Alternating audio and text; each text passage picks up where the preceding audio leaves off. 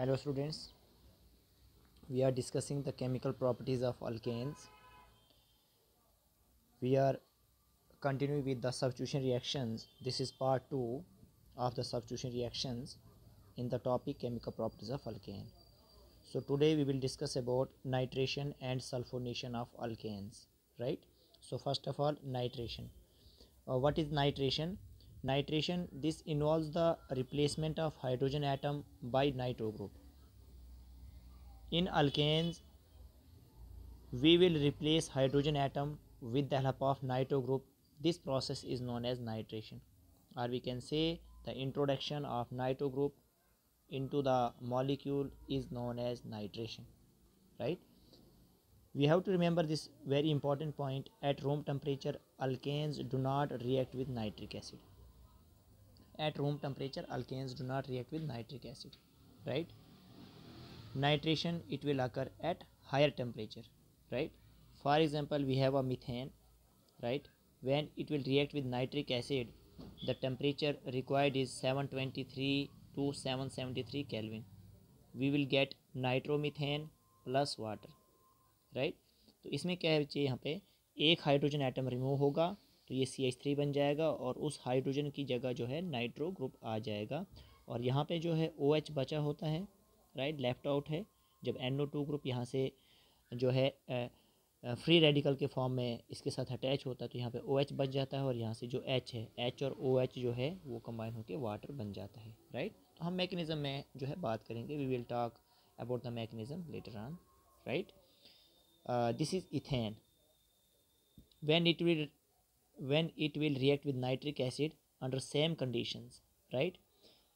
When one hydrogen will get replaced here, one nitro group will attach here and we will get nitroethane, right, plus में water.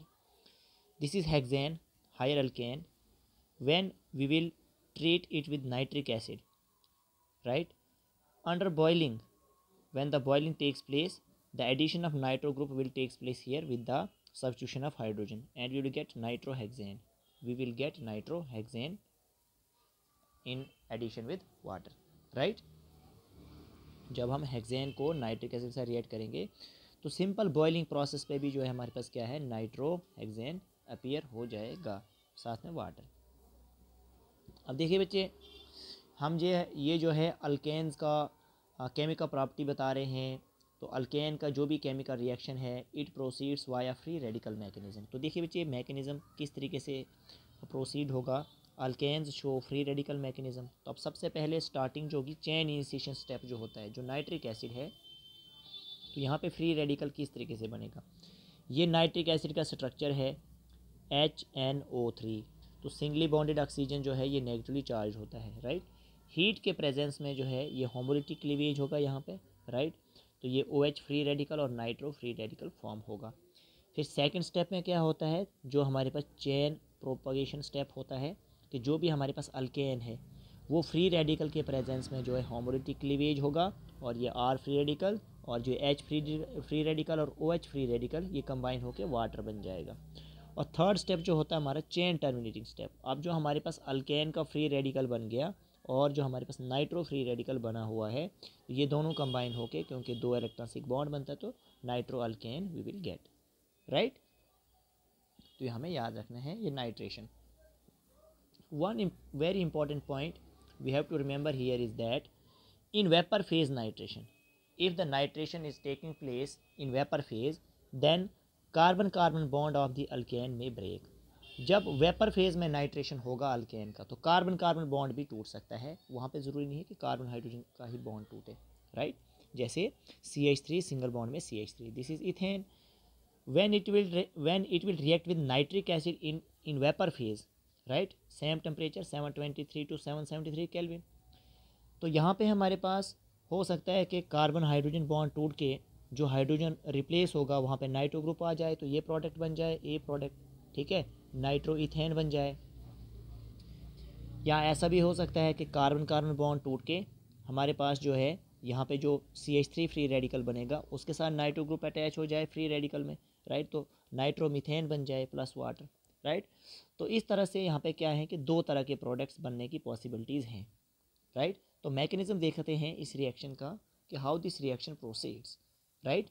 सबसे पहले जैसे हमने ethane लिया हुआ है, तो होमोलिटिक फ्यूजन जब हम यहाँ पे शो करेंगे होमोलिटिक फ्यूजन, तो ये होमोलिटिक फ्यूजन होगा, कार्बन हाइड्रोजन बॉन्ड जो है ये ब्रेक होगा, तो हमारे पास जो है ये इथाइल फ्री रेडिकल फॉर्म होगा।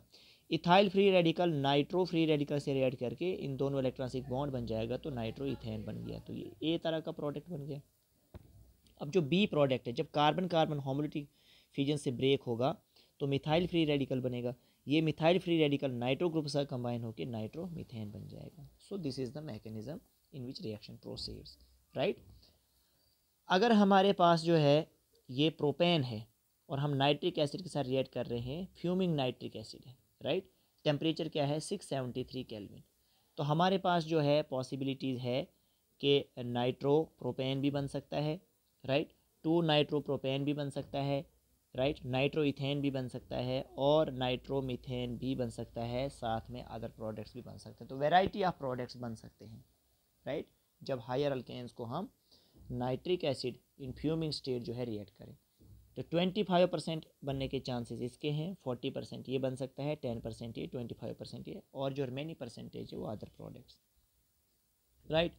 अब यहाँ पे हमको ये बात समझनी है कि ये 40% बनने के चांसेस क्यों हैं, क्योंकि जब फ्री रेडिकल बन रहा है, फ्री रेडिकल के बाद जो है हमारे पास ये नाइट्रो 2 नाइट्रोप्रोपेन बन रहा है, तो हमें पता होना चाहिए कौन फ्री रेडिकल ज़्यादा स्टेबल है। जब ये फ्री रेडिकल बना होगा, ये सेकेंडरी फ्री रेडिकल है, यहाँ पे ये प्राइमरी फ्री रेडिकल बनेगा, ये भी प्राइमरी फ्री रेडिकल बनेगा, ये भी प्राइमरी फ्री रेडिकल बनेगा, तो 2 डिग्री फ्री रेडिकल जो है वो ज़्यादा स्टेबल होता है, just like the carbocation, right. तो इसीलिए जो है ये ज़्यादा स्टेबल प्रोडक्ट बनेगा, राइट। तो ऑर्डर ऑफ रिएक्टिविटी जो फ्री रेडिकल्स का है, 3 degree is more reactive than 2 degree than 1 degree, तो 1 डिग्री जो है कम रिएक्टिव होता है, 2 डिग्री ज़्यादा रिएक्टिव होता है, राइट। तो मैकेनिज्म देखिए, जब हमारे पास प्रोपेन है, होमोलिटिक फ्यूजन हो रहा है यहाँ पे कार्बन हाइड्रोजन बॉन्ड का, तो प्रोपाइल फ्री रेडिकल बनेगा। अब ये propyl free radical nitro group के साथ अटैच होके नाइट्रो प्रोपेन बन जाएगा, इस तरह से ये नाइट्रो प्रोपेन प्रोडक्ट बन सकता है। तो एंड सो ऑन जो है ये मैकेनिज्म प्रोसीड होगा हर एक स्टेप के लिए, राइट। अब नेक्स्ट रिएक्शन जो है दैट इज सल्फोनेशन। सल्फोनेशन का मीनिंग है कि अल्केन के अंदर हमने सल्फोनिक ग्रुप इंट्रोड्यूस करना है। सल्फोनिक ग्रुप कहाँ से मिलेगा? H2SO4 से, right. Introduction of sulphonic group into the molecule is called sulphonation. हमने जो है हेक्सेन लिया, इसको सल्फ्यूरिक एसिड के साथ रिएक्ट किया in presence of sulphur trioxide, temperature required is 675 kelvin. तो हमारे पास जो है यहाँ से एक हाइड्रोजन रिमूव होगा, वहाँ पे जो है सल्फोनिक ग्रुप अटैच हो जाएगा यहाँ से, राइट। यहाँ से मिलेगा हमें sulphonic group SO3H, right, free radical mechanism के ज़रिए। तो ये बन जाएगा C6H13SO3H, हेक्सेन सल्फोनिक एसिड इसे हम कहेंगे। प्लस में यहाँ पे OH रिमेनिंग होगा और यहाँ से H, तो वो वाटर बन जाएगा, राइट। इसी तरीके से अगर हमारे पास जिस तरीके से ये कंपाउंड है यहाँ पे, right, 2 methyl propane, this is 2 methyl propane, इसको जब हम सल्फ्यूरिक एसिड से रिएक्ट करें, राइट, तो ये क्या है, SO3 के प्रेजेंस में टेम्परेचर सेम, तो हमारे पास जो है ये यहाँ पे जब एक हाइड्रोजन रिमूव होगा तो यहाँ पे सल्फोनिक ग्रुप अटैच हो जाएगा। तो इस कंपाउंड का नाम क्या होगा? ये 1, ये 2, ये 3, 2 पे मिथाइल आ गया, 2 मिथाइल प्रोपेन 2 सल्फोनिक एसिड, क्योंकि 2 पे क्या है, सल्फोनिक एसिड आ रहा है, ये इसका नाम रहेगा, राइट।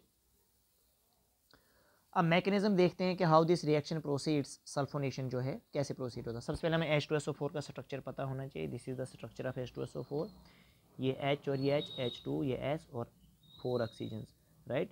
तो 2 ऑक्सीजन डबली बॉन्डेड है हमारे पास, राइट। तो फिर इनका ऑक्टेट पूरा करने से लोन पेयर इनको हमने यहाँ पे असाइन किए। सबसे पहले H2SO4 को हमने इस तरीके से लिखा है, तो यहाँ पे होमोलिटिक फ्यूजन हुआ है एट दिस टेम्परेचर, तो OH फ्री रेडिकल और सल्फोनिक फ्री रेडिकल फॉर्म हुआ है। फिर अल्केन का हमने फ्री रेडिकल बनाना है in presence of this OH negative, तो R free radical plus water. अब ये R फ्री रेडिकल जो है सल्फोनिक फ्री रेडिकल के साथ कंबाइन होकर यहाँ पे इन 2 इलेक्ट्रॉन से एक बॉन्ड बन जाएगा और ये अल्केन सल्फोनिक एसिड हमारे पास बन जाएगा, राइट। तो ये सब्स्टिट्यूशन रिएक्शन जो है हमारे पास केमिकल प्रॉपर्टीज ऑफ अल्केन में यहाँ पे कंप्लीट होता है, राइट। तो नेक्स्ट रिएक्शन जो है हम oxidation reactions next video lecture में डिस्कस करेंगे। Okay, thank you.